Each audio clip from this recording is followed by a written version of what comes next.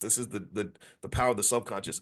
Unconsciously seek older men to fill a parental or nurturing role, leading to dependency rather than a balanced partnership. So they have a Freudian theory on parental dynamics that basically says that if you don't address that daddy issue, you're gonna be picking wrong. You're gonna end up in bad situations relationship wise for the rest of your life.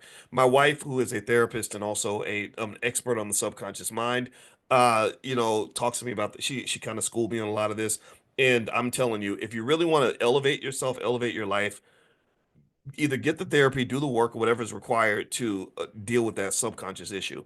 And my wife, her website is coachingwithdralicia.com. So if you want to reach out to her, feel free to do that. That's coachingwithdralicia.com.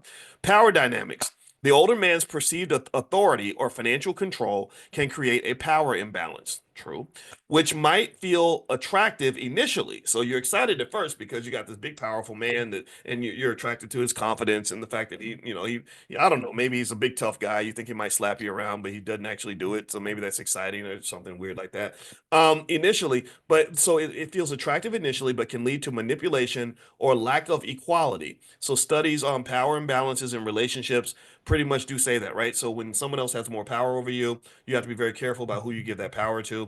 And I've actually even gone raw in my book Financial Lovemaking. I tapped on this a little bit. I learned a lot more over time, but I learned the power of sex and how sexuality has different impacts on men and versus women. There are various chemicals that get kicked off when you have sex with another person. One was phenylethylamine. I remember that. Then there's dopamine, oxytocin, and one more, various endorphins that in which create three particular sensations when you have good sex. One is you get the high from the dopamine. Two, you feel very relaxed. And then three, and this really it impacts women on a heavy level. Your oxytocin receptors are really opened up, especially when you have orgasms with a man. So when they talk about the spiritual connection that you have with that person, where suddenly this creepy, horrible person, you suddenly want to wash his dirty drawers and let him drive your car. That's what the oxytocin does. The oxytocin receptors are wide open, and you have this magical experience, and suddenly you're in love. And you might be in love with the devil. A lot of us have had that experience. But what happens with women that's different from men is that men have this thing called testosterone. And some men have more of it than others. Athletes have a lot of testosterone. That's why they're great athletes. That's why they're big and strong.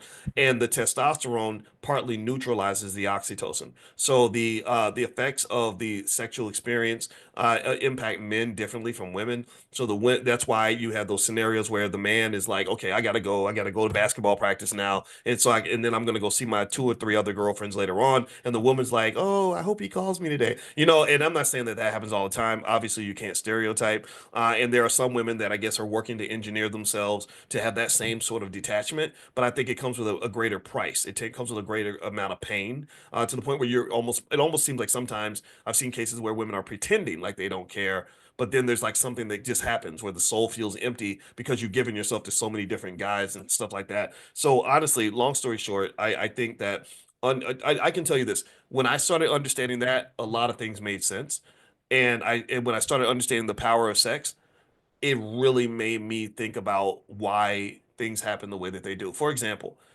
black people have a high amount of trauma from things that we've gone through.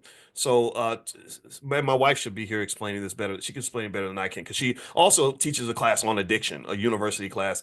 So she's a lot of addictions are an outpouring from trauma. You have unresolved, unhealed trauma, which it's all over the black community. It's like the biggest STD in the black community, if you will, the biggest virus that's out there.